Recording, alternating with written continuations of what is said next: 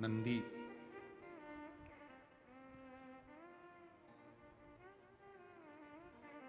माता पार्वती जी के पास वापिस आया।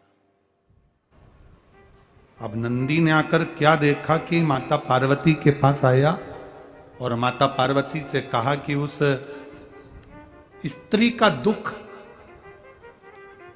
केवल एक ही साधन है। कोई उस सिंधुरासुर नाम का असुर है, सतयुग में दूसरा रूप ले लेता है, त्रेता युग में दूसरा रूप ले लेता है, द्वापर आता है तो दूसरा रूप ले लेता है, कलयुग आता है तो दूसरा रूप ले लेता है। उसका संहार करना, उसको समाप्त करना। तो नंदी कहते हैं अगर मां आप देवादिदेव महादेव से प्रार्थना करोगी ना मां, आप भगवान शिव से अगर कहोगी ना मां, भगवान शंकर से अगर प्रार्थना करोगी ना मां, तो ये मेरे ओघड़दानी मेरे शिव उस सिंदूरासुर को मार देंगे, संहार कर देंगे। पार्वती जी ने नंदी से कहा सुनो नंदीश्वर, भोले बाबा तो समाधि में लीन बैठे हैं, तब साधना में लीन बैठे हैं, सिंदूरासुर मरना इतना आसान नहीं है, इतना सरल नहीं है सिंदूरासुर को मारना।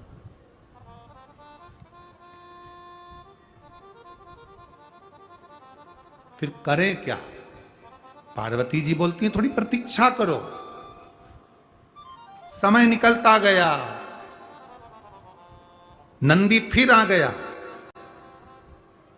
गाय और बैल इनकी आदत होती है, दरवाजे पर अगर रोटी मिल भी जाती है ना, रोटी खाकर चले भी जाते हैं, थोड़ी देर बाद में फिर वापिस आ जाते हैं। बोलो सही है कि गलत है?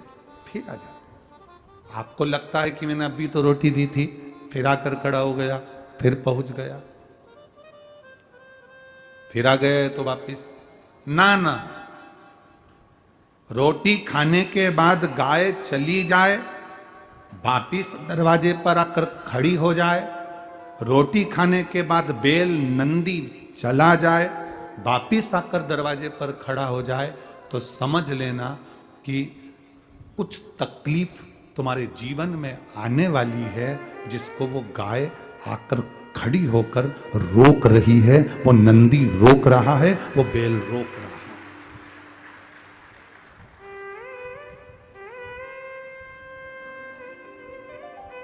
वो रोक रहा है।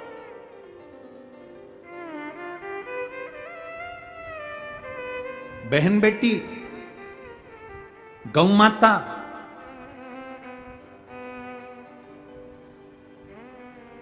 एक ऐसी होती है जो आने वाली तकलीफ को रोक देती है।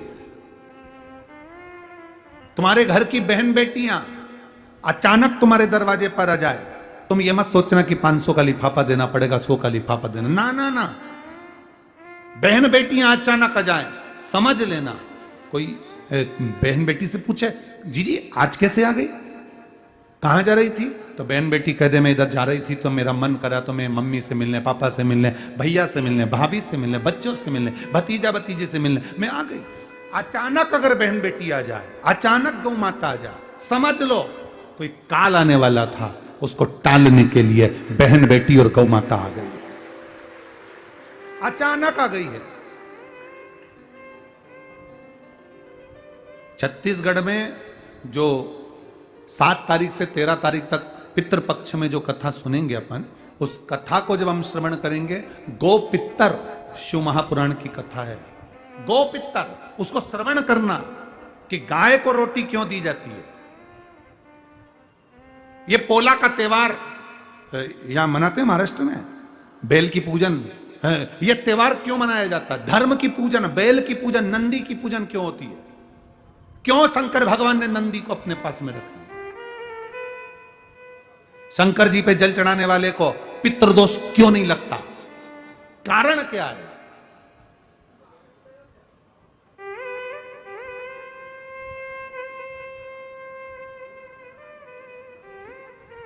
यहां इतने सारे बैठे हो और आस्था चैनल पर बहुत सारे लोग कथा सुन रहे हो, और बहुत सारे लोग मोबाइल पर सुन रहे हैं। आपसे एक प्रश्न करें, हम उत्तर दोगे आप लोग? जब से शिव पुराण चालू हुई है, इसके पहले का समय निकाल कर देखना। जब भी किसी से मिलोगे तो वो एक बात कहेगा, तुमको पितृ दोष है, तुमको काल सर्प दोष है, तुम्हारे यहां वास्तु दोष है। बोलो सही है कि गलत है? प्रत्येक व्यक्ति दुखी था। प्रत्येक व्यक्ति जब भी किसी के यहां जाता था वो एक ही बात कहता, पितृ दोष है, काल सर्प दोष है, वास्तु दोष है, ये पूजन करना पड़ेगी, वहां जाना पड़ेगा, ऐसा करना पड़ेगा। सारे दोष बताए जाते थे।